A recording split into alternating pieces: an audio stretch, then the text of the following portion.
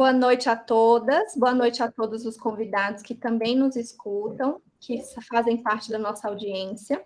Meu nome é Hanna Gomes, eu sou advogada criminalista, represento a Comissão da Mulher Advogada da Abracrim DF, Associação Brasileira de Advogados Criminalistas, na seccional aqui do Distrito Federal. A gente percebe aqui o nosso presidente, o professor e advogado Fernando Parente, que acabou de entrar. Bem-vindo, professor. Muito obrigada, presidente e professor. Muito grata de receber aqui a doutora Patrícia Simone Bozolan e a doutora Ana Cristina, delegadas de polícia, hoje aposentadas, mas continuam trabalhando, né, doutoras? Vou apresentá-las. A doutora Roberta Ladislau, que é doutora em neurociência, professora da área de psicologia da UDF, a Tayane Sampaio, que é assessora administrativa, auxiliar administrativa do Instituto SEIB, representando aqui o Instituto e o projeto de combate à violência doméstica, capacitação e empoderamento dos seus profissionais. Vou só começar com uma apresentação um pouquinho mais formal. Aqui na Abracrim, a gente sempre preza por uma aproximação com o público, né? Mas sempre não podemos pular as formalidades. Então, só por deferência, vou passar a palavra um pouquinho para o meu presidente, professor, doutor Fernando Parente, gostaria de se apresentar.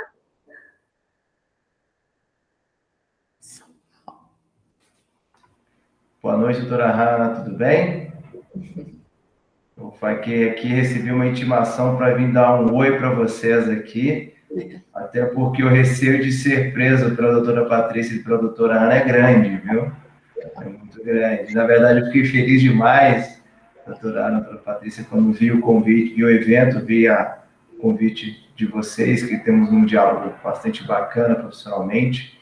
A doutora Roberta, a doutora Juliana, a Tayane, boa noite, obrigado por estar participando desse evento, enriquecendo esse debate que é tão valoroso, que é tão importante, tocado aí muito bem pela Abracrim Mulher do Distrito Federal, né, pela Carla e pela Ana, receberam aí uma missão árdua e estão desenvolvendo muito melhor do que o imaginado. E eu vou contar um segredo para vocês, tá? Ouvi dizer que a melhor Abracrim Mulher é a do DF, tá? A do restante do país está copiando. Mas isso é só um segredinho que a gente conta aqui. Gente, eu desejo a vocês um excelente evento. Eu falei com a doutora Carla mais cedo, por diversas razões, eu não consigo acompanhá-las, mas fiz questão de entrar para dar uma boa noite e deixar o meu cumprimento especial à doutora Patrícia e à doutora Ana. É legal vê-las ingressando de vez na advocacia, mergulhando de cabeça e dando tudo certo aí. Excelente evento para todos vocês, viu? E para o público que ingressar na sequência. Obrigada, doutor. Muito obrigada pelas palavras.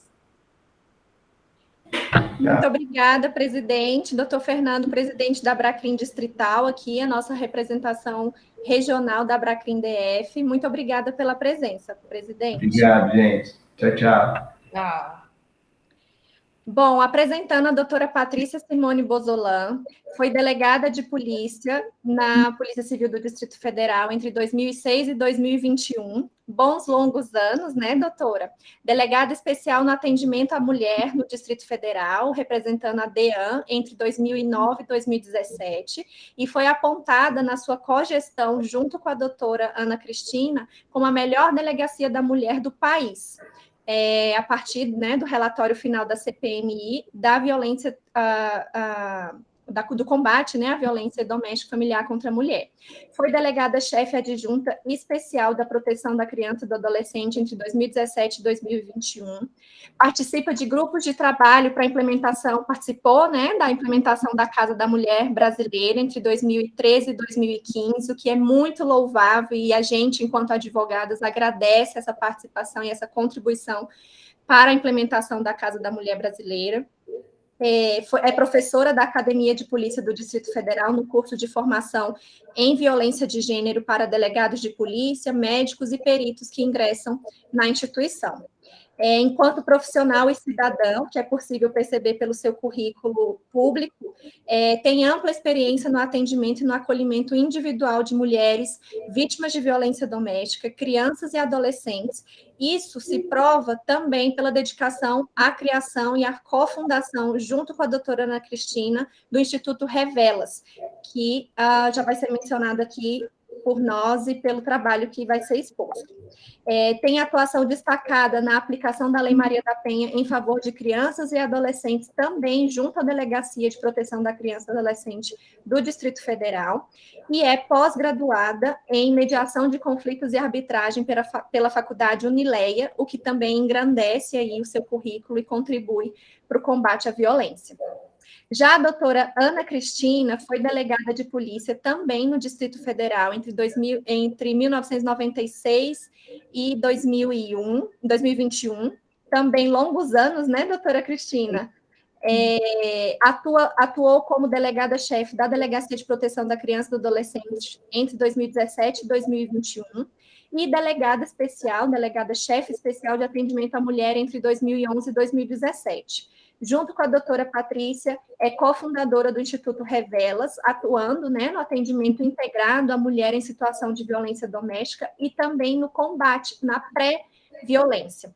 É pós-graduada em Política Criminal e Penitenciária e Segurança Pública pela Universidade do Rio de Janeiro.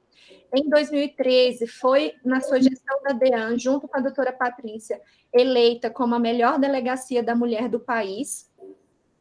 Desenvolveu uma parceria com a UNB para o protocolo de política judiciária para o depoimento especial da criança e do adolescente em situação de vulnerabilidade, adotado e aplicado pelo Conselho Nacional dos Chefes da Polícia Civil.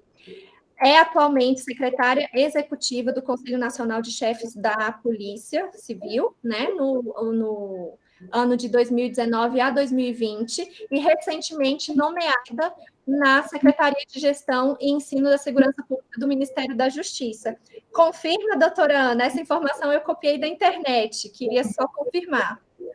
Sim, confirma. Esse foi mais um dos desafios, né, que surgiram e eu aceitei, né, no início foi uma decisão muito difícil, porque quando a gente for conversar um pouquinho do Instituto, vocês vão entender como esse Instituto foi pensado, foi desejado, foi gestado por nós duas, né? Aposentamos juntas justamente para esse projeto, e no meio do caminho surgiu esse convite, e eu acho que é aquilo que eu diria assim, que foi o ponto de decisão, foi pensar da necessidade de mulheres, né, em espaços de poder, e que se eu não fosse, eu estaria indo de encontro a tudo aquilo que a gente fala e a gente luta, e porque sei também que o Instituto está, assim, nas melhores mãos que poderiam estar, não que eu tenha me afastado de forma alguma,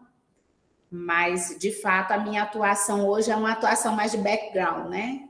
A Patrícia que está bem à frente disso, e eu aqui no apoio.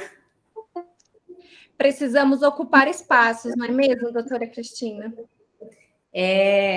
Mais que precisamos, nós devemos, né? Eu sempre via isso na prática, e aqui eu não falo com qualquer espécie de julgamento, né? Porque cada um sabe, né, dos seus motivos pessoais, mas era muito comum nós vermos na polícia, né, as delegadas muitas vezes sendo convidadas para ocupar espaços, né, maiores, e sempre elas ponderavam, né, diversas outras variantes que estavam bem ligadas a questões familiares, para não assumirem. E os homens não, a gente sempre brincava, o homem não quer nem saber se ele dá conta, ele vai lá e vê como é que vai fazer. E acaba que isso era um grande prejuízo, né, porque já eram mais limitados esses convites e essas oportunidades. E não serem aceitas, parece que reforçavam o discurso de como é difícil, né, você ter uma mulher desempenhando uma atividade. Infelizmente, também isso é fruto dessa nossa cultura, né, que é tão patriarcal, onde todas a responsabilidade com a organização da casa, com a criação dos filhos, ela está muito em cima da mulher ainda. Então, nós precisamos. Exatamente. Deixa eu só terminar para a gente as apresentações, para a gente começar os nossos trabalhos. Eu queria apresentar a professora doutora Roberta Ladislau. Está correto, doutora, a pronúncia? Ela é psicóloga com mestrado e doutorado em Ciências do Comportamento na área de concentração de neurociências pela UNB, é especialista em neuropsicologia pelo IPAV, um instituto português, que eu não vou saber digitar e explicar esse nome aqui, doutora. Vygotsky. Como? Vygotsky. Vygotsky. Parece que é mais fácil do que imagina-se. É professora universitária desde 2014, coordenadora do curso de psicologia da UDF, faculdade e universidade onde eu também sou egressa, e grande parte aqui da Abracrim é egressa da UDF. É docente, orientadora de estágio na UDF desde 2016, nas áreas de psicologia, neuropsicologia, gestão acadêmica e psicologia do trabalho. É membro fundadora do APT, que é um grupo de mútua ajuda para pessoas com transtornos afetivos e familiares, organizadora e coautora de livros, autora, né, de livros, e em destaque o processo de formação do psicólogo clínico, Lições de Violência Doméstica e Suicídio, uma análise dos 13 porquês, o que é uma literatura que eu já procurei e já me adiantei que vou registrar aqui no meu hall de espera para leitura, com certeza. É ainda consultora educacional e trabalha em consultório particular de psicologia, na área da psicologia clínica, para idosos e adultos desde 2016. Não sei que hora que ela vive, come e dorme, mas, reforçando o discurso da doutora Ana, é fazer acontecer. Assumir lugares é um dever nosso, né? Tem avaliação, na sua clínica, faz avaliação de neuropsicologia e reabilitação em neuropsicologia desde 2008. Já apresentando a doutora Tayane, confesso que não recebi, doutora Tayane, o seu currículo de forma mais profunda, mas assistente administrativa do Instituto SEIB, né, uma das coautoras ou coparticipadoras aí na organização do projeto de implementação da capacitação e do empoderamento dos profissionais do Instituto SEIB e também na recepção das crianças, adolescentes e mulheres em situação de violência doméstica e familiar contra a mulher. Certo? Certo. Muito obrigada pela presença de todos, agradeço a audiência aqui de alguns colegas da Abracrim, doutora Juliana Marques também, e passo a palavra para a gente começar para as doutoras Ana Cristina e doutora Patrícia Bozolan, para que deem início à sua temática, à sua fala, explicando para a gente o que é o Instituto Revelas e como ele se materializou na vida de vocês e qual é a importância desse instituto ou da atividade de vocês no combate efetivo, né, na prática da violência doméstica e familiar contra a mulher. Quem começa? Com a palavra, Patrícia Bozolan. Quem começa? Bom, vamos lá. Então, a Ana, ela deu uma introduzida aqui no início, né? Por que a gente pensa? A gente sempre trabalhou muito desse trabalho do currículo que vocês falaram, a gente fez juntas, né? Faz muito tempo que a gente está nessa parceria, mais de 10 anos. Então, nós estávamos juntos lá da Delegacia da Mulher, fomos juntos para a Delegacia de Proteção à Criança, juntas aposentamos no mesmo diário oficial e juntas abrimos um instituto, que foi pensado, nós ficamos no abono de permanência, que é quando o servidor atinge o tempo para poder se aposentar, e aí ele tem a opção de permanecer no cargo e entrar no que a gente chama de abono de permanência, ou pedir mesmo, requerer a aposentadoria. A gente optou por ficar no abono de permanência e ficamos durante 4 anos, quase 4 anos e meio, mais ou menos. Só que aí começa a vir, assim, né, os questionamentos, né, vamos ficar... Porque a gente sempre gostou muito do que fazíamos. Então, isso sempre foi uma tônica, assim, tanto para mim quanto para ela, de gostar muito. A gente gostava muito da temática, do engajamento, de poder fazer alguma coisa, de fazer diferença, né, no trabalho. Então, a gente sempre gostou muito. Mas aí começou a surgir uma vontade maior de tocar um projeto fora, né, fora da rede pública, né, trazendo aqui uma outra forma de abordagem, mas ainda assim engajadas no tema, engajadas nesse combate. E aí, pouco a pouco, esse desenho do Instituto, ele foi nascendo. A gente foi pensando possibilidades, pensando como fazer, o que faltava ainda que a gente observava a partir do nosso olhar no trabalho. E ele foi surgindo. Quando a gente aposenta, a publicação sai na sexta, e na segunda nós já estávamos aqui, o Instituto já estava aberto, né? Porque a gente foi montando, foi pensando, foi fazendo os desenhos, não só do espaço mesmo, como do projeto de trabalho. Então, a gente aposentou na sexta e na segunda-feira estávamos aqui reunidas para começar a colocar a mão na massa.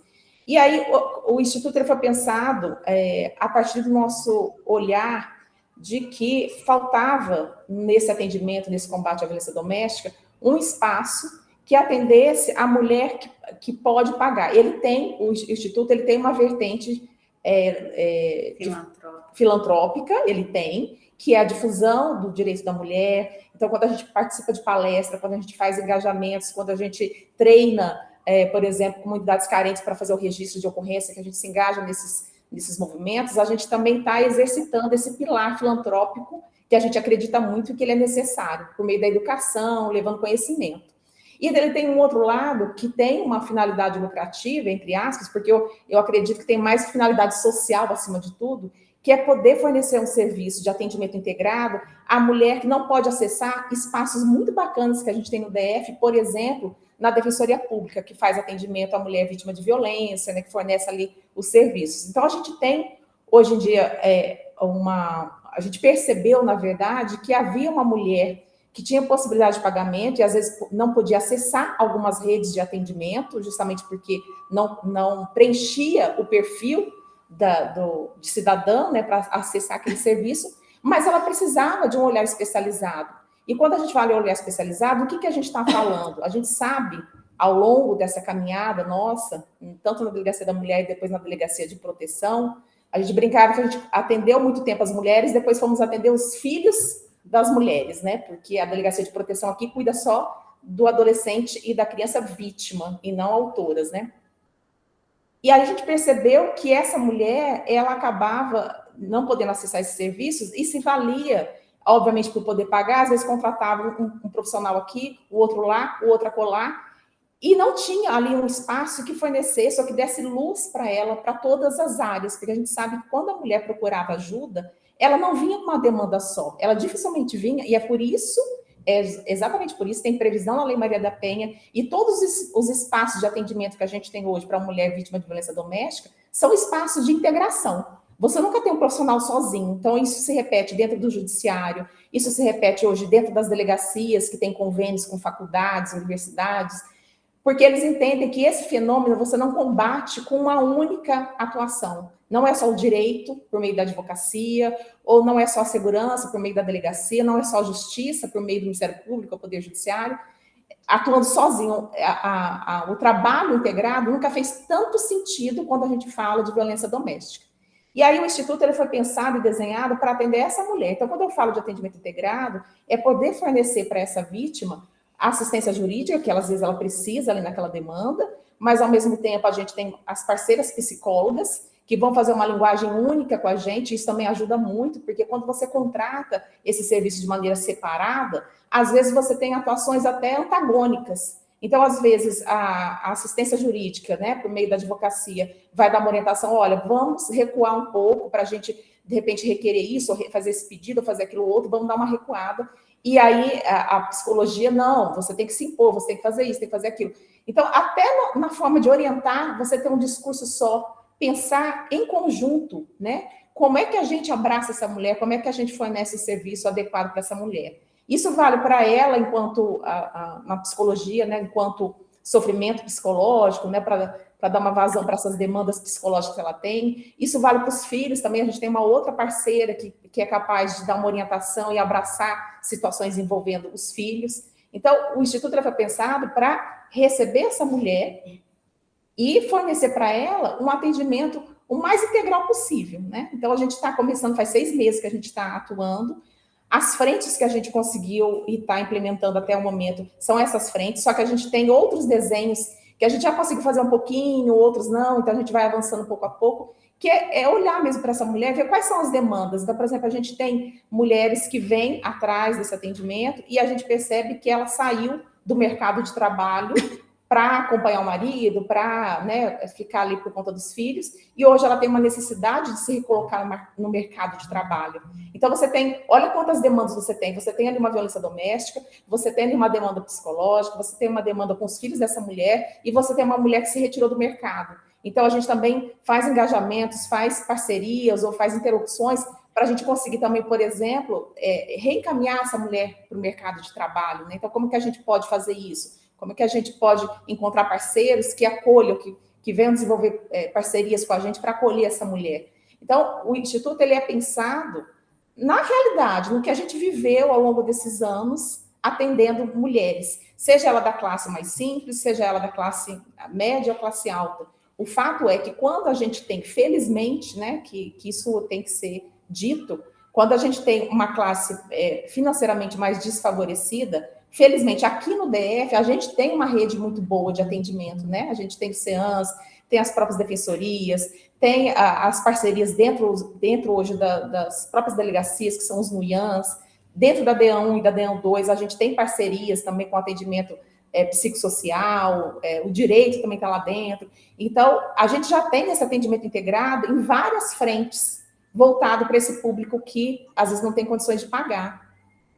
Mas a gente sentia a necessidade de poder ofertar esse serviço, porque a gente sabe que a violência doméstica não é um fenômeno exclusivo da classe financeiramente mais baixa, não é, né? A gente atuou durante muito tempo e a gente sabe que essa é uma realidade vivenciada por qualquer mulher, pela condição de ser mulher, e não porque ela pertence à classe A, B, C ou D. É claro que a mulher financeiramente desfavorecida, ela tem mais dificuldade de combater aquilo, às vezes resolver uma dependência financeira, buscar apoio, mas é fato que não é um fenômeno que está restrito a essa categoria, né, ou a essa camada social. Então, o Instituto ele foi pensado dessa forma, né, acolher essas mulheres que, na verdade, têm condições financeiras, mas acabavam se valendo de profissionais soltos, sem, às vezes, uma mesma diretriz, sem compreender o problema como um todo, né, de maneira integral, vendo que aquela violência repercute na criação do filho, no sofrimento, que ela deixou o mercado de trabalho, que ela precisa ser reinserida nesse mercado de trabalho. Então, olhar para essa mulher de uma maneira integral. E aí, só complementando, esse olhar e esse acolhimento é sempre muito pautado no respeito à autonomia da mulher na decisão, né? Então, nós podemos fazer uma avaliação, por exemplo, que também nós tivemos a oportunidade de participar de toda a construção desse Formulário Nacional de Avaliação de Risco. A gente participou lá em 2016 e hoje nós vemos aqui como uma legislação obrigatória, né, em todo o país, a partir de uma resolução conjunta do CNJ e do CNMP. A gente ter possibilidade de, muitas vezes, essa mulher que não consegue se visualizar numa situação de risco de violência, e a gente poder auxiliá-la nessa avaliação a partir desse formulário. Então, ou ela ainda não estou no momento, né, não me sinto suficientemente forte para promover qualquer medida, seja na esfera policial, seja na esfera de família, mas ela poder montar, né, nós construirmos uma espécie de plano de segurança com essa mulher, né, uma preparação. Olha, eu não estou pronta ainda para resolver, mas é importante você criar um caminho, né, de saída, você ir criando, para que quando aconteça, o prejuízo seja menor, seja mitigado, que ela esteja mais fortalecida. Então, eu acho que, diante dessa nossa experiência toda que a gente acumulou, né, com mais de 10 anos, a ideia foi nós pegarmos tudo isso e efetivarmos a Lei Maria da Penha na esfera privada, porque a gente observa isso, a Lei Maria da Penha, ela está já devidamente consolidada nos espaços públicos, mas na esfera privada ainda existe pouca compreensão dessa necessidade desse atendimento multidisciplinar, né? Não há como a gente trabalhar com isso se a gente não olhar e não enfrentar e não participar de todas essas esferas de forma integrada. Complementando o que a Ana falou, recentemente a gente teve a promulgação da lei que tornou obrigatório, por exemplo, o formulário de avaliação de risco no país todo, né? É uma lei desse ano.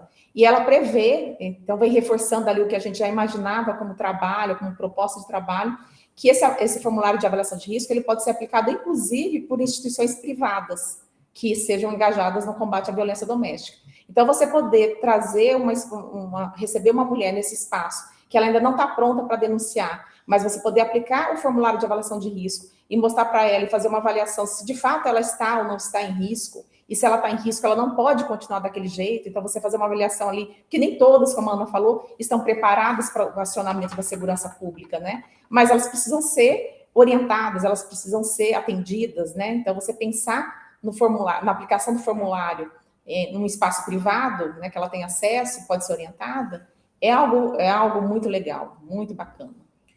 E eu acho que outro eixo de atuação assim, do Instituto, que é um input muito importante, é esse quando a gente se presta à capacitação, né? Como a gente atuou com a Roberta, e ela deve falar sobre isso, junto ao Instituto SEIB, que é um parceiro nosso desde a Delegacia da Mulher, lá em 2011, e também com outras instituições, né? Já demos alguns cursos, inclusive para polícias de outros estados. Então, sempre com esse olhar voltado também para a capacitação desses profissionais que vão lidar com essa temática.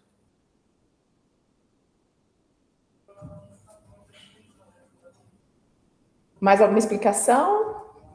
Eu gostaria de saber, doutoras, qual a participação, por exemplo, de 2 delegadas, né, dentro do projeto do SEIB? Como que vocês puderam contribuir com a experiência de vocês dentro de um setor, né, já um setor privado, uma empresa, né, particular, e se vocês já tiveram resultados, como que vocês encaram essa contribuição que vocês puderam fornecer para o setor privado? Eu acho assim, o SEIB, o Instituto SEIB, ele tem um papel pioneiro. Então, como eu te falei, lá desde 2011, quando eu chego na Delegacia da Mulher, já existia uma parceria, só que eu diria que era uma parceria mais informal, menos organizada, mas o Instituto SEIB sempre se colocou à frente com a implantação dessas ludotecas, com preocupações. Então, vez ou outra, nós éramos chamados para dar palestras lá, eles nos apoiavam, então veio num crescente. Então, eles criaram a ludoteca na Delegacia da Mulher 1, lá em 2011, 2012, fizeram a revitalização da ludoteca da Delegacia de Proteção à Criança e Adolescente, quando lá nós chegamos em 2017, para atender lá as disposições da Lei da Escuta Protegida, que também é uma lei muito recente, de 2017. Então, eu acredito que o que aconteceu aqui com a Roberta foi o culminar de todo um trabalho que vem sendo germinado pelo Instituto SEIB há muito tempo, um trabalho essencial. Então, para a gente foi muito natural, né, Patrícia? Assim, e a gente se sentiu extremamente prestigiada por ter participado dessa célula, desse início. O SEIB, ele, enquanto empresa, né, ele se destaca anos-luz, assim, é impressionante, assim, como a Ana falou, lá desde 2011 que a gente vê esse engajamento, né, do SEIB, não fala nem do Instituto, porque o Instituto foi criado para atender essa frente, né, mas, assim, a própria empresa, o laboratório SEIB, o SEIB como empresa, foram diversas as palestras que a gente deu lá dentro, voltado exclusivamente para as funcionárias, né? Então, assim, como que eu identifico um sinal de violência? Qual a rede de apoio que eu posso acessar? O que eu faço? Qual que é o meu direito? Quais são as consequências do acionamento da segurança pública, da polícia, do judiciário? O que acontece depois que eu registro uma ocorrência? Então, a gente fez palestras, eu estou falando lá atrás, dos anos de 2011, 2012, olha quanto tempo, né? A gente está falando de 10 anos atrás. E a gente já fazia palestra voltada para as funcionárias, né? Até alguns homens que se engajavam para ver o que eles não poderiam fazer, o que era crime, o que não era crime. Porque tem alguns homens que têm dificuldade, eles entendiam que crime era tão somente a violência física. Então, era comum a gente escutar alguns discursos do tipo, mas eu nem encostei nela, eu nem bati nela, como se a única violência possível fosse a violência física. Então, a gente tinha, inclusive, o engajamento até de funcionários, né, homens do SEIB, participando dessas capacitações, dessas palestras. Então, sempre foi uma empresa muito voltada assim, para o bem-estar do funcionário. Isso é bacana demais, porque ele abre espaço para esse tipo de coisa, né? Então, ao longo da nossa carreira, a gente já foi convidado para outras empresas particulares, né? Por exemplo, a gente já teve capacitações dentro da Petrobras, a gente já teve capacitação dentro da Caixa Econômica, Então, a gente já foi chamada para espaços privados, né, de empresas privadas, ou mistas, pelo menos, mas são eventos mais esporádicos, né? O SEIB era o único que a gente ia com frequência, sempre tinha ali um engajamento, sempre tinha uma palestra, sempre tinha uma interação, não era algo assim que você via que era um evento episódico, né? Aconteceu hoje, aí depois, 5 anos depois, chama de novo, não, era algo corriqueiro. Doutoras, a gente tem uma perguntinha aqui do nosso chat, eu vou compartilhar, mas antes dessa resposta, eu queria que vocês também complementassem sobre um ponto que a doutora Patrícia colocou, da participação dos homens, né? Sejam os homens profissionais ou os homens, até mesmo os agressores, né? Que se percebem ali num contexto e que estão abertos a essa capacitação, esse entendimento sobre violência.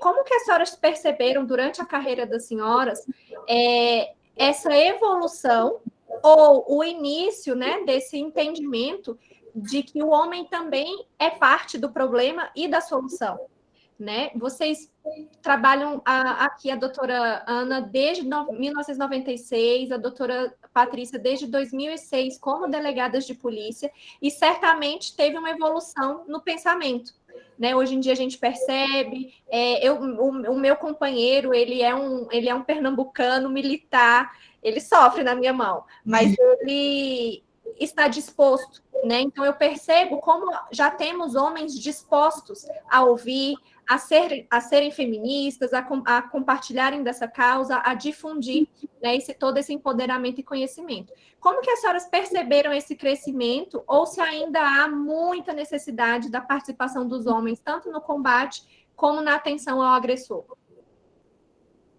Eu acho que a Lei Maria da Penha, ela veio num caminhar, né, como qualquer legislação. Então, num primeiro momento, esse ensinamento, ele veio pela dor mesmo, né? Então, era muito comum na delegacia, quando a gente ia conversar com um agressor, por exemplo, que tinha uma medida protetiva já imposta, a gente falar com ele, olha só, hoje é mais fácil você ser preso por descumprir uma medida protetiva do que por traficar droga, então toma cuidado. Então, eu acho que esse papel da responsabilização, esse papel da dor, ele foi muito importante, porque tinha que, né, que, vamos dizer assim, se eu não consigo, pela conversa, pelo diálogo, pelo convencimento, tem que vir um ente maior, um ente estatal, e no caso, tinha muito papel da polícia, né, representando pela força, pela arma, para dar um freio naquela situação. Mas já tem um tempo essa discussão sobre essa necessidade de ampliação, né? Quando a gente fala em grupos reflexivos de homens, quando a gente fala de necessidade de inclusão de disciplinas, né? Que discutam essas questões de gênero, de Lei Maria da Penha no colégio.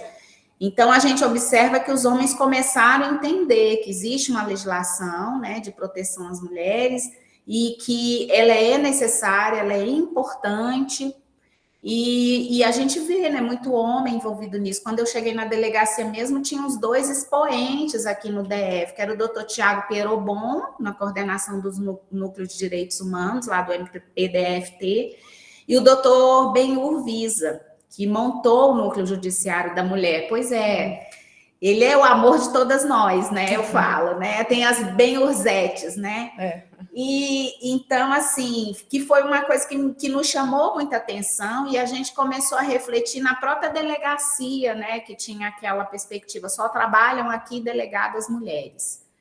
E aí eu que fiz uma exposição de motivos para o meu departamento, né, sempre com a Patrícia, apoiada, no sentido de que, tudo bem, ali no plantão é até muito justificável que a gente tenha uma mulher para fazer aquele atendimento, que é o momento que a mulher chega mais movida, né, e mais confusa e fragilizada e tudo, mas acabou ali, inclusive na nossa metodologia de trabalho, que ela colher termo de declaração, fazer tudo ali, aquela mulher não voltava mais na delegacia, o nosso trabalho era todo com homem. Então, por que nós não temos delegados homens lá para atuar, né? Para cumprir os mandados de busca, para fazer as buscas e apreensão, para também nos ajudar, porque o efetivo de mulher ainda é muito pequeno, né? Nós somos em torno de 30% de mulheres na polícia. Então, né, vamos colocar, e porque os homens têm que se engajar, né? Eu falo, isso não é um problema só das mulheres, ele é um problema da sociedade como um todo. Então, eu penso que a gente está nesse momento, né, de abertura, de discussão e do entendimento de que, para além da responsabilização, a gente precisa de educação mesmo para evitar essa chaga, né, na nossa sociedade. Exato. Doutoras, eu queria só complementar uma fala da doutora Patrícia, no sentido do registro de que o fenômeno da violência doméstica, ele está muito mais associado, pelo menos popularmente, com as camadas mais hipossuficientes da sociedade, né? Ou, às vezes, no nosso imaginário, né? No conhecimento popular. Como advogada criminalista, e atendendo esse tipo de demanda, eu ouso dizer, doutora Patrícia, que a situação das classes mais abastadas e das classes mais empoderadas economicamente, digamos assim, tem tanto quanto, né? Mas com um viés que piora o combate, pela vergonha, pela situação social, pela exposição à família, né? Então a gente encontra até mesmo outros obstáculos para essa vítima se reconhecer vítima de violência e para que ela, então, tenha o start da tomada de decisão e leve as autoridades àquele conhecimento. Só para complementar mesmo, porque as minhas últimas causas de violência doméstica têm sido nesse sentido, né? Um primeiro contato de explicar para aquela mulher que ela está numa situação de vulnerabilidade, porque a situação, às vezes, financeira, uma posição social, um cargo público ou um emprego público não a permite entender que é vítima de violência doméstica e familiar contra a mulher, o que complica ainda mais, né, esse enfrentamento. Nesse sentido também, a Abracrim, ela tem um viés de capacitar o advogado criminalista também.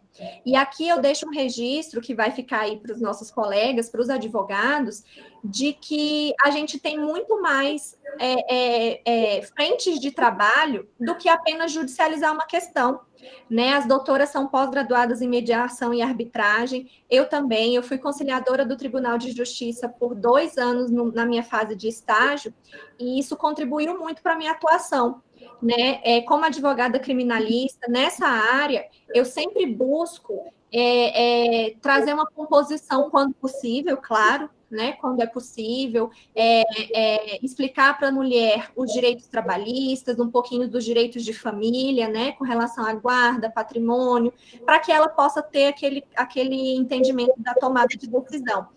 E eu queria registrar para os nossos colegas advogados que muitas vezes esse nosso viés cultural de capital cliente, de fechar um contrato, ele pode continuar existindo, né? Porque afinal a gente vive da nossa profissão, mas que ela pode ser voltada para a consultoria, né, para o encaminhamento, para a orientação dessa mulher em situação de violência doméstica, e não fomentar o litígio, fomentar a ira, fomentar um outro tipo de resposta que pode gerar, né, uma violência ainda maior, né, porque afinal a gente não tem um policial no pé da vítima o tempo todo, a gente infelizmente não tem como evitar um movimento interpartes, dessas partes, né?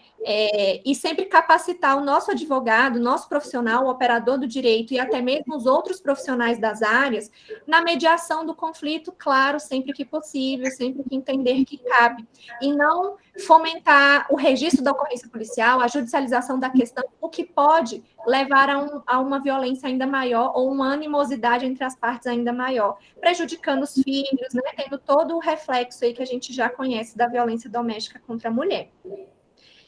O que é nossa função social também, né? Buscar a manutenção da justiça, da paz social, do bem-estar geral, impostos ali até mesmo pela nossa Constituição.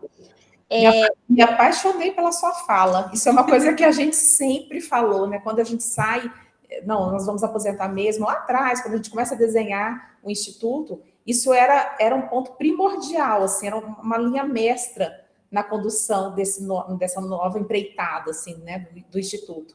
Que era isso, o advogado É natural também, a gente é talhado para ser combativo, né? Então, a gente tem esse espírito combativo, que, na verdade, quando você vai para um processo, em qualquer área que seja, não deixa de ser um duelo, né? Um duelo ali processual, é um duelo de palavras, mas é um duelo, né? Então, esse espírito combativo, ele está presente na maioria dos advogados, que é bom, não é que seja ruim, mas a gente tem que ter noção de como usar isso. Em especial, quando a gente está falando de violência doméstica, em especial quando a gente está falando... A violência doméstica, ela guarda muita proximidade com a vara de família, então, quando eu falo de divórcio, tanto é que, recentemente, os próprios juizados passaram a poder fazer o divórcio do casal, né? Por que isso? Por que essa evolução? Porque está uma coisa atrelada à outra, e às vezes é difícil você separar o que é só violência doméstica do que é da vara de família. Então, muitas vezes, esse caminhar ele vem de mãos dadas.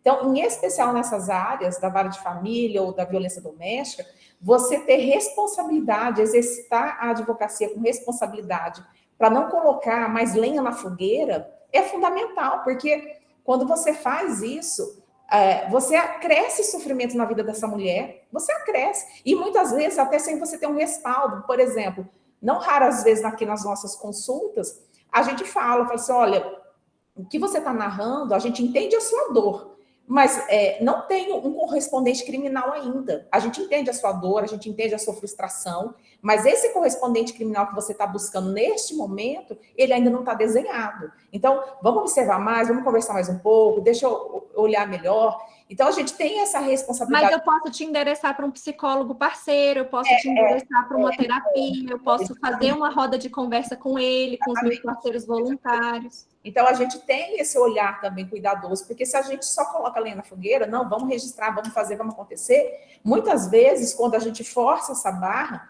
a gente não encontra o respaldo no judiciário, porque vai chegar lá uma situação vazia, e é óbvio que vai dar em nada, né? Então, se eu estou criando animosidades ou reforçando ali um discurso, em vez de aclarar, trazer ela para um discernimento, falar, olha só, vamos tentar ver de uma outra forma, porque não tem correspondente criminal, a gente ainda não está vendo.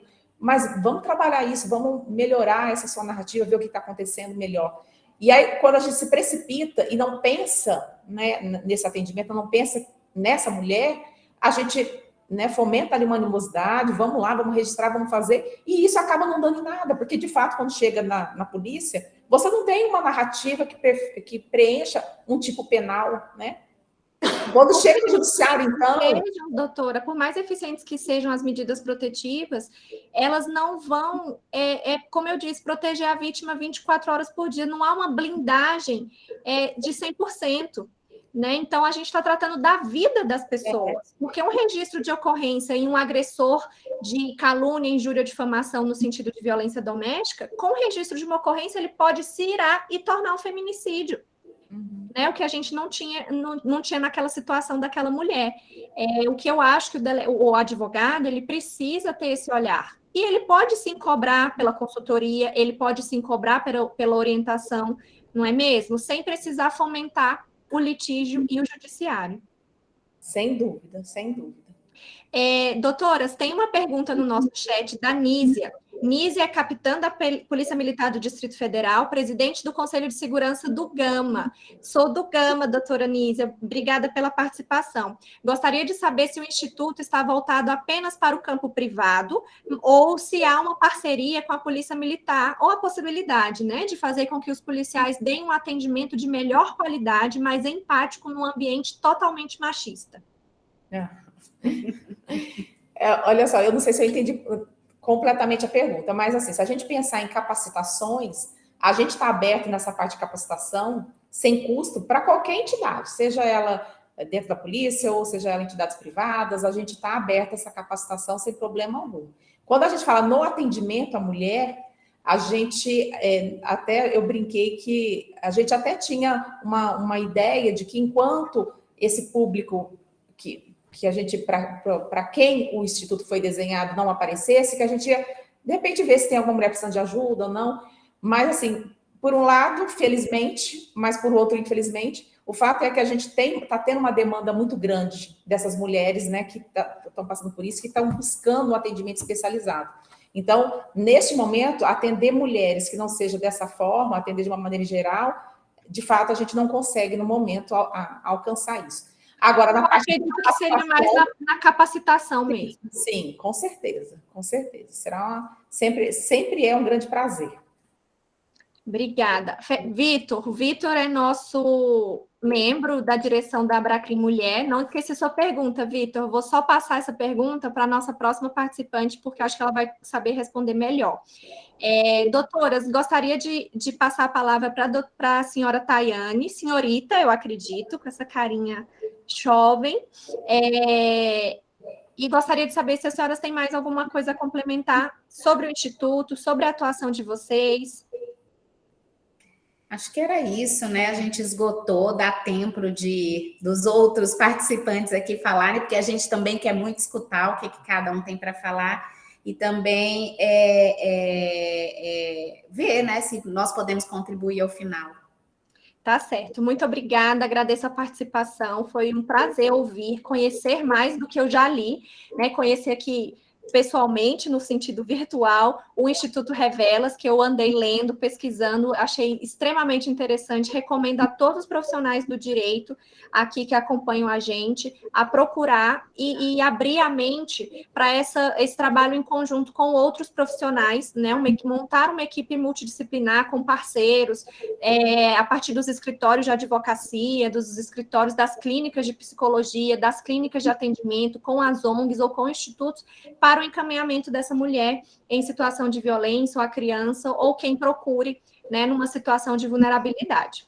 Muito obrigada, doutoras. Vou passar a palavra agora para a Tayane Sampaio, que é auxiliar administrativo do Instituto SEIBM, que vai nos trazer aqui a explanação sobre o projeto de capacitação e empoderamento dos seus profissionais, a implementação de ludotecas dentro do Instituto SEIBM, para que possa receber, identificar as vítimas de violência doméstica e familiar que passam pelos seus atendimentos e também os seus profissionais. Com a palavra, a doutora senhora Tayane. Oi, pessoal. Vou compartilhar aqui uma breve apresentação que nós fizemos, que eu acho que fica melhor para todo mundo entender como é que funciona o projeto. Estão conseguindo ver? Não, né? Ainda não. Só um minutinho.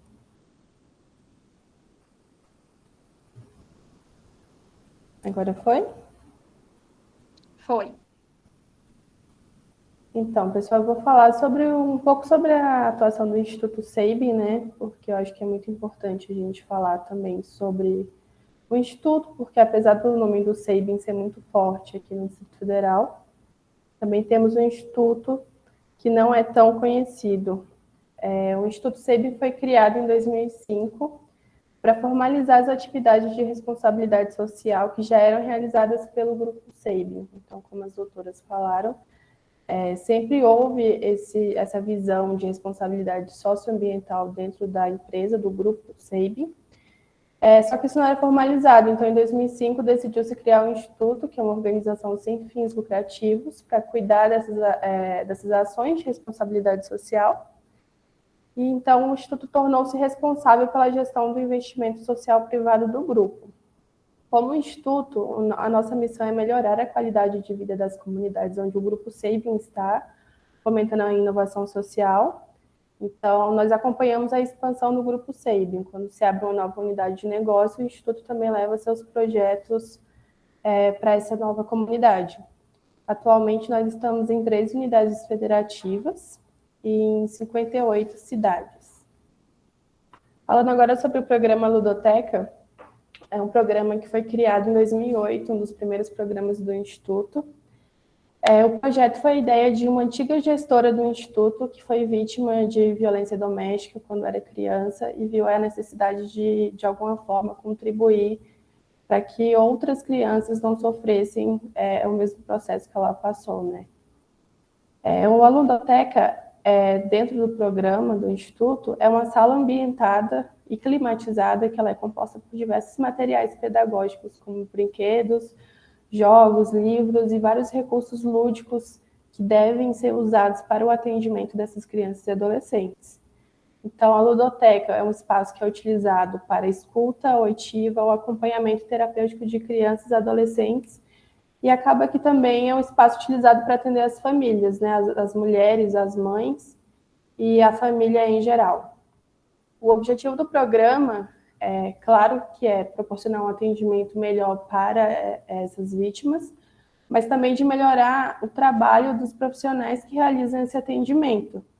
Então, por isso, nós optamos por fazer uma parceria, né, com a administração pública, que nós temos a implantação de ludotecas em órgãos públicos que trabalham com a rede de atenção à violência nas áreas de saúde, justiça, assistência social e segurança pública. Inicialmente, o projeto era só a doação da ambientação dessa sala, então o órgão público cedia esse espaço físico e nós entrávamos com a doação da ambientação desse local.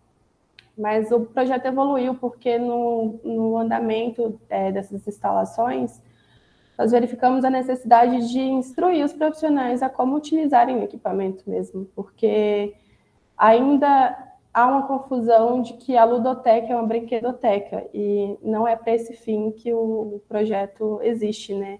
Ele realmente é para que o material, o equipamento seja utilizado no atendimento dessas crianças.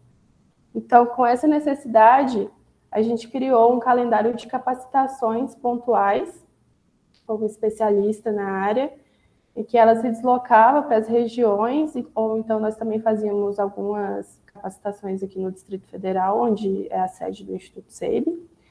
E aí esse calendário tinha um foco de atualizar os profissionais sobre o andamento do projeto, sobre as novas práticas da área, e também para fazer essa instrução, né, ensinar como utilizar a ludoteca, como ter um melhor aproveitamento da ludoteca. Ainda assim, a gente viu que tinha alguns furos nessa capacitação, porque era uma coisa pontual.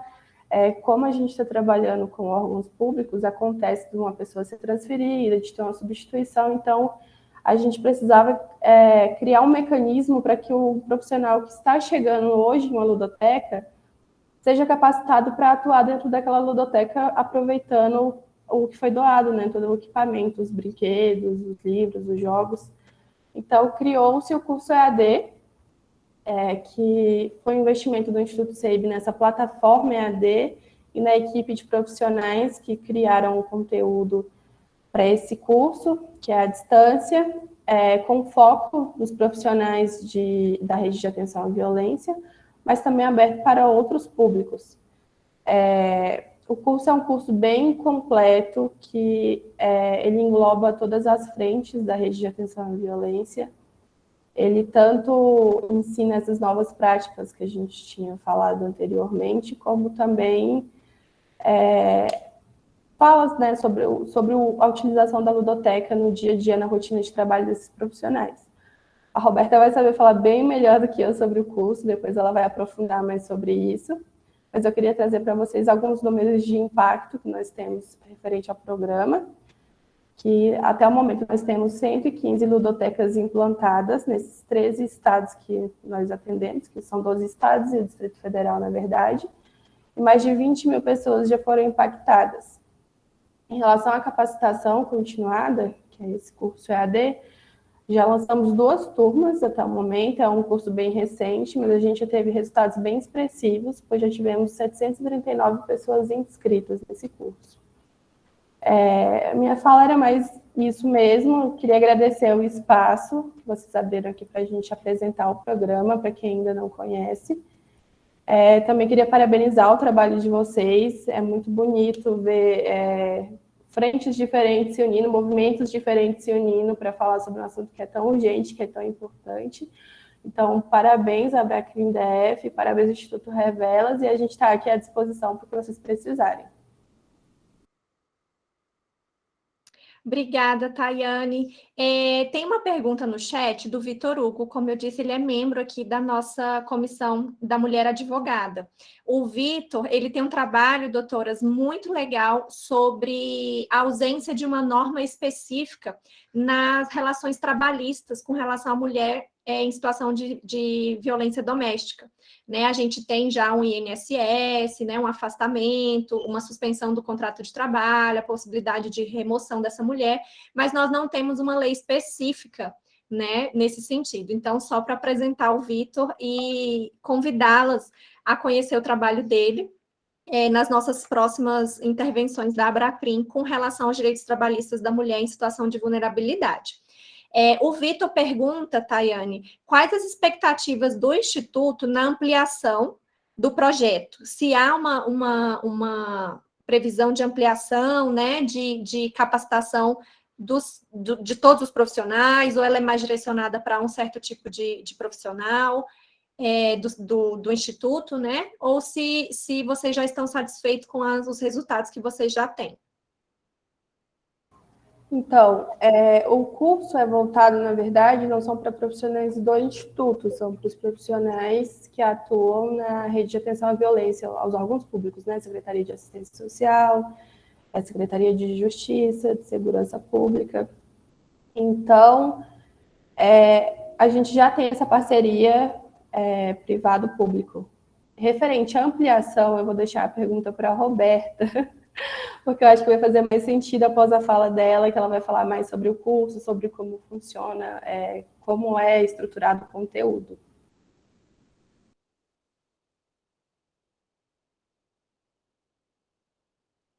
Ana, seu microfone está desligado.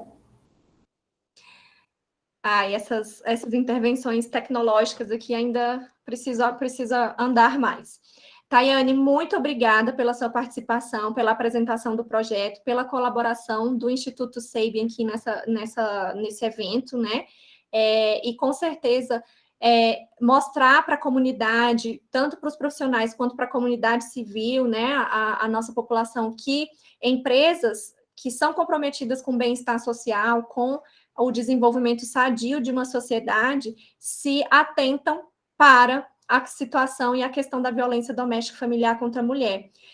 Isso é muito importante, isso é muito relevante para a gente sair do núcleo de que a violência é problema da mulher e do seu advogado, ou apenas da justiça, né? Então, é muito interessante, eu espero que outros membros, né, outras empresas do setor privado, das iniciativas privadas se atentem a isso, e como isso pode refletir no bom desempenho do seu profissional, nos lucros daquela empresa, né, até mesmo com relação às suas questões trabalhistas, evitando uma profissional deprimida, uma profissional que falta, uma profissional que sofre violência doméstica, que não rende no trabalho, pensando aqui já no sistema capitalista das empresas, né? E como isso pode refletir no bem-estar geral, que é, como eu disse na fala com a doutora Patrícia, um instrumento constitucional de desenvolvimento social, não é? Então, agradeço a apresentação, muito obrigada pela disponibilidade.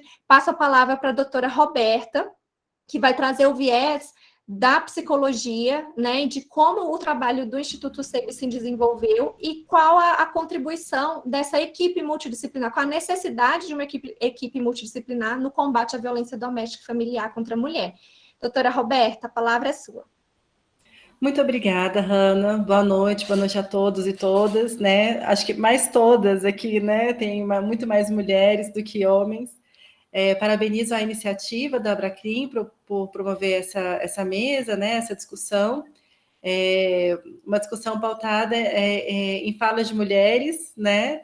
Então, acho bem interessante essa valorização do conhecimento, pessoas experientes que já, né, como as doutoras Ana Cristina e Patrícia, que já estão há vários anos, né, aposentadas, trabalhando nessa situação de violência, a sua própria iniciativa também, né, Hanna?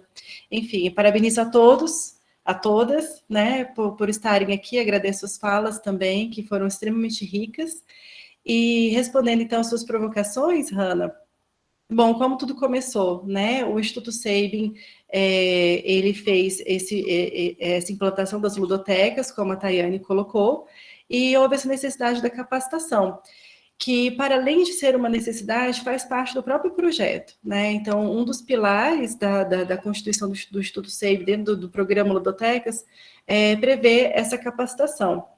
Como o fenômeno da violência é um fenômeno extremamente complexo, né? E por complexo eu coloco variáveis, né, diversas, entrelaçadas, um fenômeno multifacetado.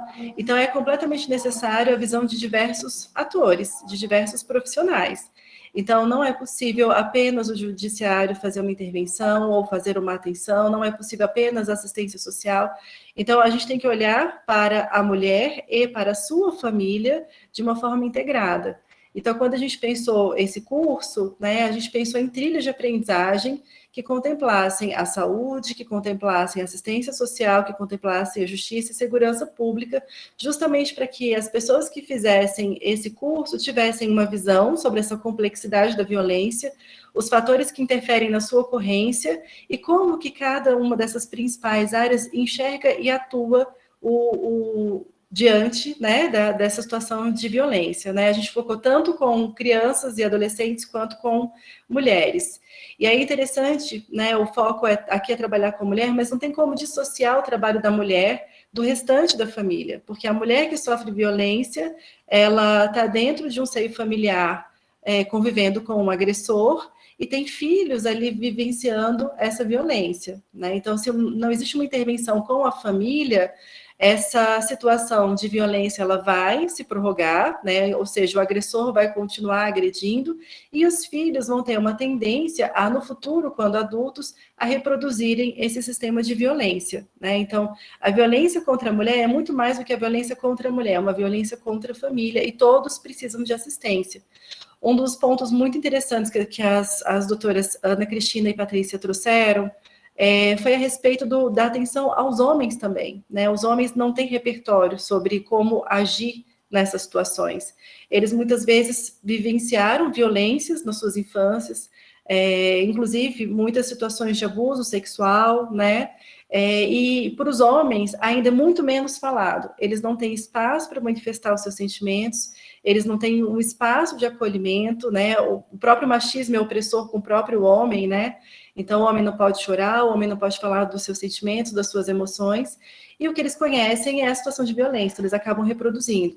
Então, o trabalho integrado, ele vai envolver os vários olhares dos profissionais e vai envolver uma atenção à família, né? Então, a ludoteca é um espaço para isso, é um espaço de atenção às vítimas de violência, é uma situação de remediação, né? Então, é um espaço em que a violência já aconteceu. Então, os vários profissionais precisam lidar com a violência uma vez que elas já aconteceram. E precisam lidar dentro de um contexto a evitar a revitimização. Ou seja, a violência já aconteceu, se eu não sei, se eu não tenho uma formação adequada ao lidar com a violência, eu posso estar entrando em contato com a minha reação, os meus estereótipos, né, os meus sentimentos diante da violência e contaminar a minha atuação.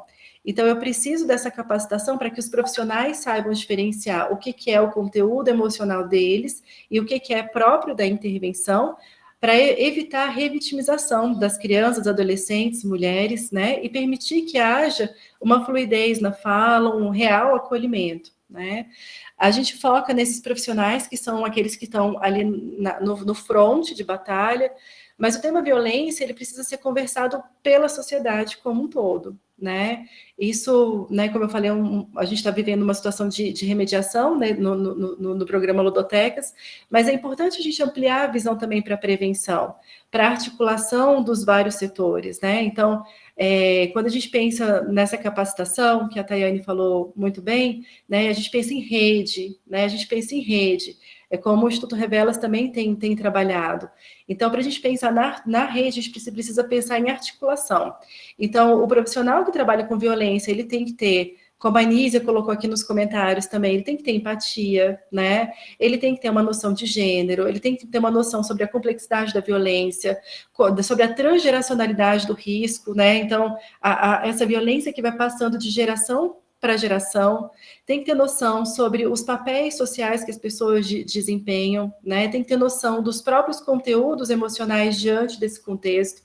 Enfim, são muitas questões, né? Quando eu convidei as professoras, né? Então, a equipe, ela foi multiprofissional para esse curso, participou a doutora Gislaine, juíza, né? As doutoras Ana Cristina e Patrícia, delegadas, a Jéssica, Malaquias, Laura, a Valéria Brito, Silvia Lordelo, né, psicólogas. Então, nós trabalhamos realmente de uma forma multiprofissional, justamente para trazer esse olhar. E a pergunta norteadora que eu passei para elas é: o que vocês precisam falar para os ludotecários, né? A gente chamou carinhosamente os profissionais que atuam na ponta de ludotecários, fazendo essa referência às ludotecas.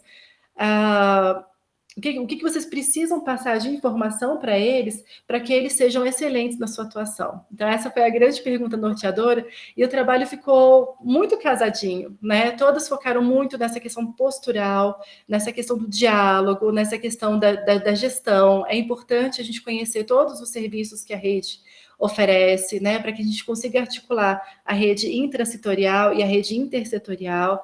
É importante a gente ter diálogo, né, entre a equipe e entre as instituições.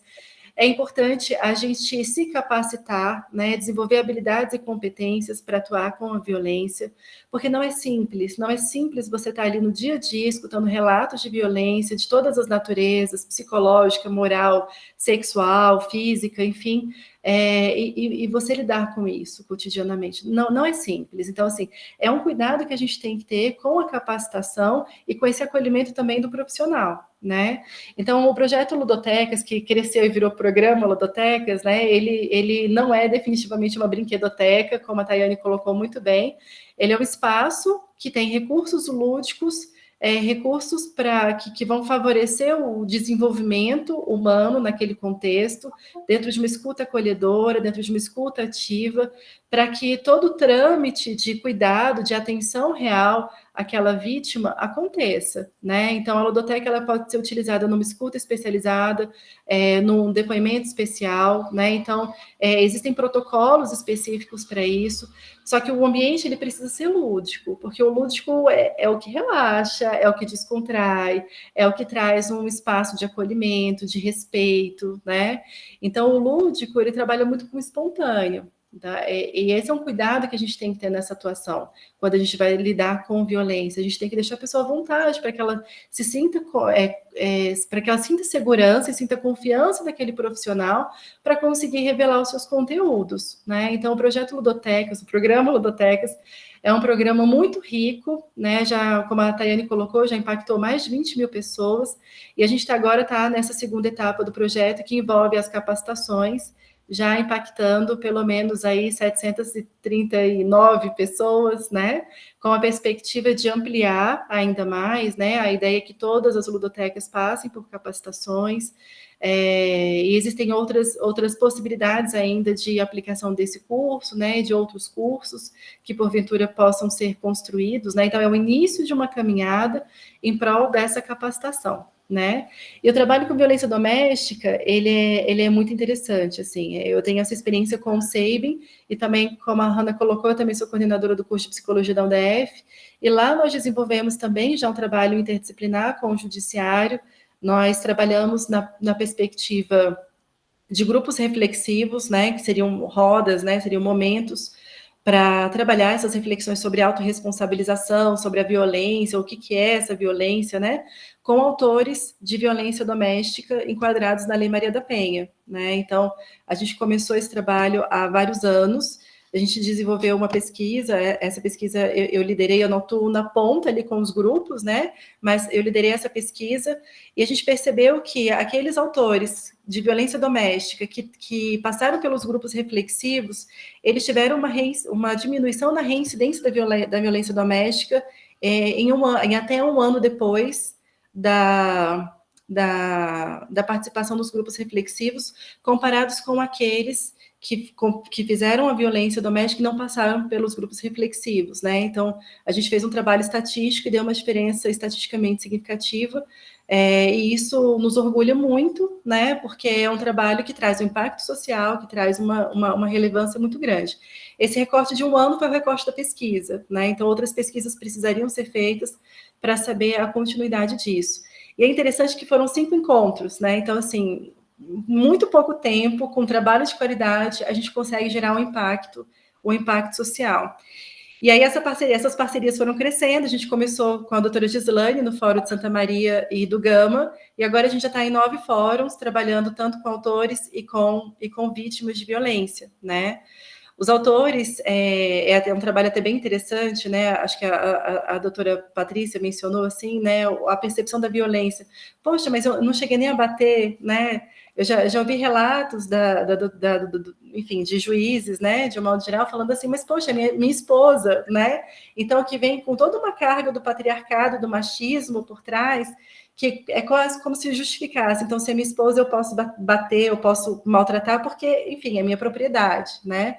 Então, essa questão da violência doméstica, ela precisa trabalhar realmente em muitos âmbitos. Esse é um outro exemplo de uma articulação intersetorial, né? O Instituto SEIB como uma sociedade civil organizada, integrando a rede intersetorial, e dentro das recomendações também do sistema de saúde, do sistema de assistência, enfim, o centro universitário entrando também como parceiro, né, porque é importante a gente inserir essa formação para os estudantes universitários, para que eles se formem dentro dessa perspectiva de garantia de direitos humanos, de consciência da importância das notificações da violência, que existe uma recomendação, existe uma orientação, é padrão, deveria ser padrão e default, de toda vez que uma situação de violência for acontecer, chegar no serviço público, ela ser notificada.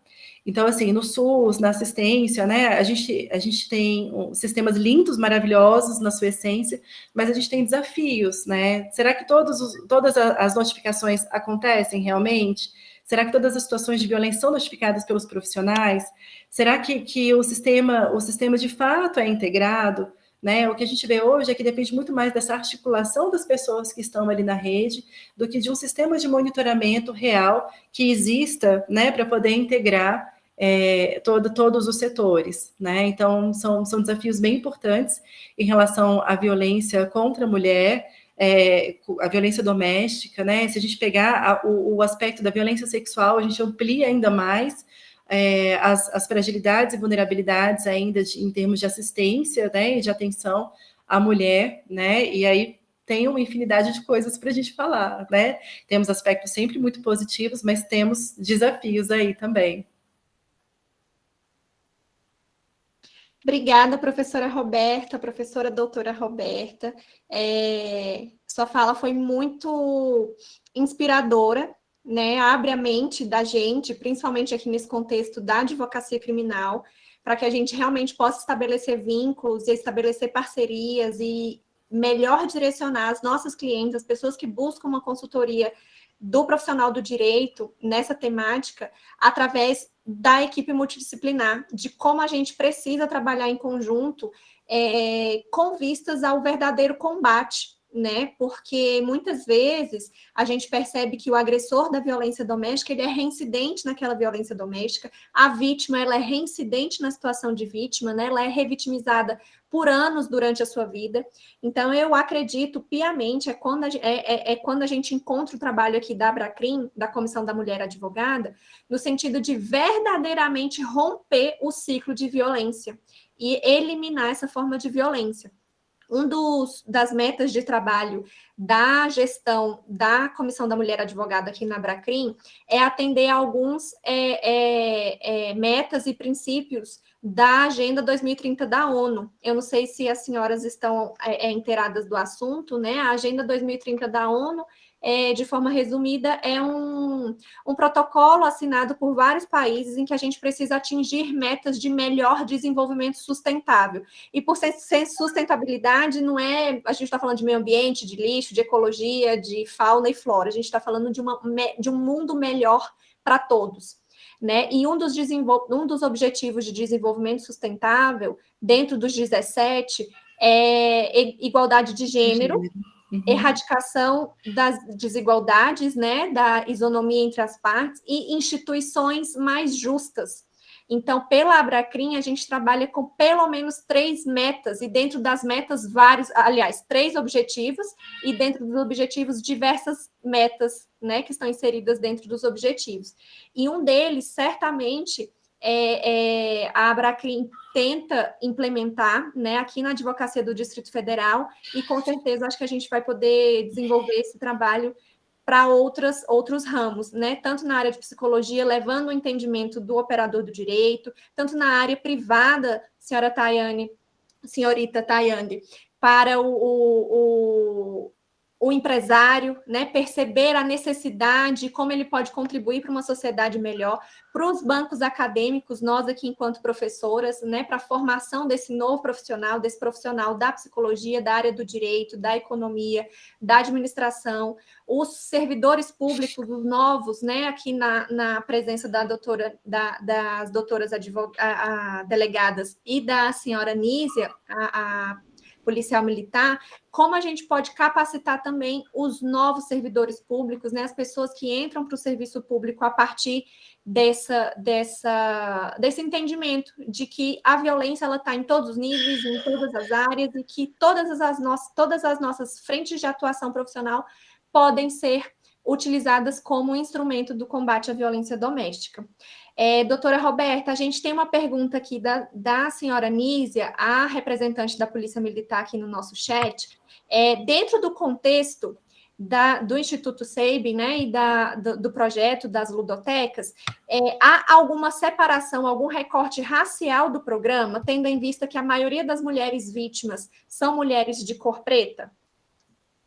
Nossa, essa é uma pergunta muito interessante, né? E essa pauta do racismo é uma pauta que precisa ser discutida. A psicologia, inclusive, ela vem discutindo a decolonização das pesquisas, né? Então, o racismo, ele precisa, sim, ser discutido, ser trabalhado. Mas, como eu falei, esse é um projeto inicial, né? Então, o foco que a gente deu foi direcionar, principalmente, para a formação e desenvolvimento de habilidades dos profissionais que vão trabalhar ali, né, na ponta, né, lidando diretamente com a violência, né. Nós não chegamos a aprofundar essa questão do racismo, né, de etnia, fazemos algumas considerações epidemiológicas, mas não chegamos a aprofundar sobre essa pauta, né, mas eu acho que é uma sugestão muito rica para cursos futuros, né, para a gente poder aprofundar e trazer direcionamentos mais específicos, sem dúvida. Sim, a Ariadne Mello aqui no chat, ela complementa dizendo que a gente realmente precisa trazer mais e mais pessoas para esse lugar, né? Porque sempre fica uma fala de mulher para mulher, de nós para nós mesmas. E nós muitas vezes já sabemos, ou já vivemos, já presenciamos e já atuamos no contexto de violência, né? Ou como vítima, a gente falando de vítima para operador do direito, para profissional, ou de vítima para vítima, ou em rodas de conversa, ou de profissional para profissional, a gente já sabe qual é o problema, né? E a gente entende alguns canais de solução e de enfrentamento. Mas é preciso trazer mais e mais pessoas para esse debate, eu acho que é muito rico e essa proposta da gente sempre vai ser válida. Ela faz a pergunta porque o racismo estrutural, além do machismo, interfere no atendimento dos policiais militares. Eu entendo, senhora Nízia, que realmente é um recorte que precisa ser estudado, precisa ter estatísticas específicas para que a gente possa promover políticas públicas específicas, né, situações de aplicação mais direcionadas e mais efetivas. Mas, como a doutora Ana Cristina também trouxe, apesar da Lei Maria da Penha, por exemplo, ser uma lei de 2006, é considerada para a gente, né, operador do direito, uma lei recente, né? A gente tem aí diversas emendas, diversos novos artigos sendo aplicados, e a gente ainda precisa caminhar muito, né? Eu queria ouvir, então, se as doutoras delegadas têm algum recorte, alguma opinião para fazer, uma consideração sobre a situação do atendimento dos policiais militares, uma vez que as senhoras, enquanto delegadas de polícia, tiveram um certo contato, né? Perceberam ali como era a atuação no primeiro atendimento. Se a questão da mulher ser de classe mais desfavorecida ou de cor preta prejudica ou facilita o atendimento por parte do profissional. Olha, a nossa percepção, assim, pessoal, ao longo desses anos de trabalho, a gente acha que a dificuldade no atendimento, ela não está, a gente não consegue ainda, né, pelo menos fica claro para a gente, que isso está restrito a uma questão racial, por exemplo. O que a gente vê claramente, muitas vezes, é um machismo estruturado, né, na sociedade como um todo. E quando a gente fala do atendimento, às vezes a gente tem um profissional ali que não está preparado ou que não está capacitado, às vezes, né, não recebeu uma capacitação adequada, e a gente vê aí alguns problemas de atendimento. Mas o fato é que isso tem mudado muito, né? Isso me deixa muito feliz. A gente, por exemplo, a gente participou de uma capacitação recente no Ministério da Justiça, voltado para o atendimento à mulher vítima de violência doméstica, que a gente tinha policiais militares do Brasil todo. Então, a Patrulha Maria da Penha. A Patrulha Maria da Penha. Então, essa busca pela capacitação, pelo entendimento desse fenômeno, da forma como atender, da forma como orientar, ela é cada vez mais uma tônica que a gente observa, né? Então, quando a gente pensa, e a gente falou muito isso no curso, quando a gente pensa na promulgação da lei lá no ano de 2006, a gente tinha, assim, a lei está aí, né? Está promulgada, o que a gente faz? Um interpreta de um jeito, um faz do outro, cada um trabalhando à sua maneira. É claro que quando uma lei está em vigor, todo mundo dá um jeito de se amoldar e praticar e seguir as diretrizes propostas na legislação. Mas é fato que havia ali cada um tentando encontrar o próprio meio. E hoje a gente já fala de protocolos, né, da existência de protocolos na Polícia Militar, em cada uma das forças, né, na Polícia Civil. Então, a existência de protocolos para nortear esse atendimento, ele é cada vez mais comum. E a gente fala, eu tenho certeza que não vai demorar muito, que a gente vai falar de protocolos integrados, que era um debate que a gente trouxe ali na sala de aula. Então a gente sai lá de 2006, que cada um faz de um jeito, cada um vai para a direita, vai para a esquerda. Depois a gente percebe que era preciso uniformizar e ter protocolos de atuação nesse enfrentamento à violência doméstica. Então aí você vê as forças criando protocolos internos, né, para esse atendimento. Então, seja dentro do Ministério Público, Poder Judiciário, Polícia Civil, Polícia Militar. Então, você vê essa criação de uma diretriz, de um protocolo interno, e cada vez mais a gente vai caminhando para um protocolo até integrado, né? Porque a gente a tônica aqui do que a gente começou a falar da existência do Instituto, da proposta do Instituto. A integração, onde a integração faz mais sentido nessa temática é na violência de gênero, a violência doméstica, né? A integração, ela faz todo sentido. A gente não consegue combater a violência doméstica se a gente não falar em integração, seja no atendimento multidisciplinar, né? Seja na integração das forças que atuam, então, seja na integração do Poder Judiciário, do Ministério Público com a Polícia Civil, Polícia Militar, bombeiros.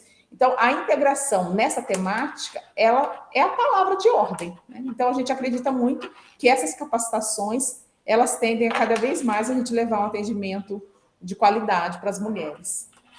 Nesse quesito protocolos, nesse curso que a doutora falou, a gente teve a oportunidade também de saber que até o Corpo de Bombeiros aqui de Brasília criou um protocolo de atendimento de vítimas de violência doméstica.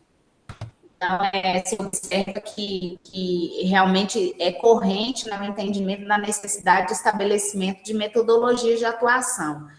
Lembrando que a PMDF, ela tem um trabalho muito primoroso no Provid, que faz uma espécie de acompanhamento e fiscalização, né, de vítimas já com medidas protetivas deferidas.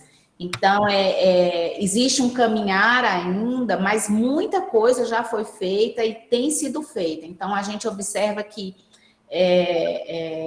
não existe mais um descaso com essa temática, né? Então, hoje, todas as instituições, elas já têm consciência dessa necessidade, que é um grande avanço também. Certamente, né, doutoras? A gente está sempre caminhando, nunca é ao passo que a sociedade precisa, né? Eu dou aula esse semestre de crimes em espécie, de estupro, até o final do Código do Código Penal, e a gente está sempre falando que esses crimes, né, que tem um viés mais voltado para a mulher, em que pese qualquer pessoa possa ser vítima e autora, a gente está sempre falando que os crimes, eles estão sempre atrás da marcha social. né? As situações vão acontecendo, a sociedade vai se indignando, vai chegando à autoridade policial, vai se percebendo que há uma questão atípica, como a doutora Patrícia já colocou aqui para a gente, não tem enquadramento penal, não pode fazer nada, e aí sim o legislador percebe a necessidade de tipificar aquela conduta, e então a gente consegue levar as autoridades, levar o conhecimento judiciário, processar e punir aquela conduta e aquele acusado.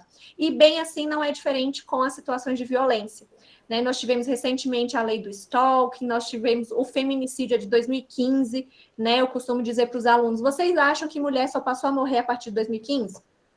Né? A situação sempre existiu, as violências sempre estiveram lá, mas agora, com esse viés, com esse olhar e com essa capacitação, a nossa própria capacitação a cada dia, né, a gente consegue enfrentar melhor essas questões e auxiliar a sociedade a partir das nossas atuações profissionais e pessoais. Eu gostaria de encerrar o nosso evento, mas dando a palavra para qualquer uma das nossas convidadas que queira compartilhar ou acrescentar mais algum ponto. Então, eu vou aproveitar, né, essa palavra final para divulgar que ainda existem algumas vagas no curso que a gente está oferecendo do Instituto Sabin. Convido especialmente a Anísia, né, que está trazendo essa demanda com os policiais. Anísia, eu vou colocar aqui um linkzinho, né? E caso os policiais queiram participar, basta clicar, fazer essa pré-inscrição, e aí até o dia... Qual é o dia, Juliana? 23? Dia 23 de outubro, né? Até 23 de outubro o curso ainda está aberto e até depois de amanhã a gente já vai subir as inscrições de quem preencheu o formulário hoje. É no site. Isso. E gostaria de agradecer a oportunidade, Hanna, parabenizar as colegas também, né? A doutora Ana Cristina, a doutora Patrícia, a Tayane, né? Foram falas muito enriquecedoras. É uma honra estar aqui para poder contribuir um pouquinho e eu fico à disposição para situações futuras, né? Você manifestou interesse na parte de neurociências, é uma outra área também que está em ascensão, né? Então, podemos conversar também sobre isso. E aqui, muito enriquecedor. Doutora? Sim, a gente agradece o convite, agradece aqui. A gente ficou feliz, muito feliz com a participação. Eu tenho uma especial felicidade hoje de ouvir a sua fala, Hanna. Muito, muito legal. Então, assim, é nesse tipo de advocacia que a gente acredita, especialmente na vara de violência doméstica, na temática, né, de violência, no combate à violência doméstica, e nessas ligações, nessa interface com a vara de família, porque muitas vezes está tudo ali associado. Então, a gente fica imensamente feliz de saber que é uma vertente que você acredita, e mais do que acreditar, que você difunde, né? Que você defende. Então, a gente fica imensamente feliz por saber, porque a gente acredita muito que nessa temática, no combate à violência doméstica, é essa advocacia que a gente precisa. E saber disso nesse espaço, né, com um parceiro de tanto tempo, que é o Laboratório Sabin, agora Instituto Sabin, é um parceiro verdadeiro, assim, apoiador mesmo, pioneiro, e parabenizar, né, a Roberta por ter conduzido, de ter materializado todo esse trabalho num curso que realmente é primoroso. Quem não conheceu, conheça, porque ficou tudo muito bacana. Então, obrigada. E quem não quiser nos conhecer mais, acho que está aí no chat o nosso Insta, o nosso site, e a gente se coloca à disposição para mais debates como esse, porque é assim que a gente difunde, né, para tantas mulheres, isso aqui que para a gente é tão corriqueira, tão normal, mas que ainda precisa ser tão falado. Então, obrigada.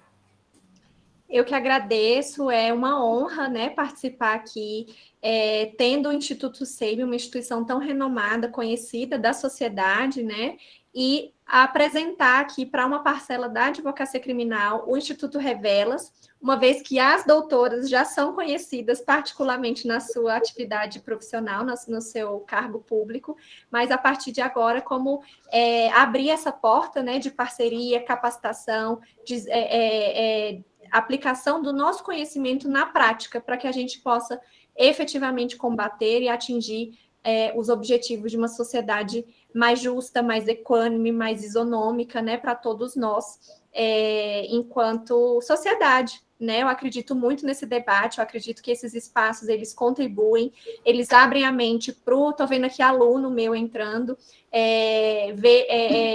o operador do direito, o jovem, o operador mais experiente, os outros profissionais das áreas podem ver como uma área de trabalho, né? De desenvolver pesquisas, de desenvolver temas de mestrado, doutorado, monografias de graduação, e fazer com que esse debate seja cada vez mais amplo, né, e mais democrático, porque quanto mais pessoas tiverem acesso a esse tipo de informação, a doutora Patrícia também colocou aqui para a gente que já teve acesso a pessoas que acreditam que violência é só violência física, e quando a gente dá palestra e fala que violência é muito mais do que isso, né, que a gente precisa dizer o não, que a gente precisa se posicionar nos primeiros sinais de machismo, de relacionamento tóxico, as pessoas ficam pasmas, né? Poxa, eu não sabia que isso era crime, eu não sabia que eu podia assim me posicionar. E isso é extremamente importante, porque quanto menor aquele nível do violentômetro, mais intolerante a gente vai se tornar para qualquer sorte de violência.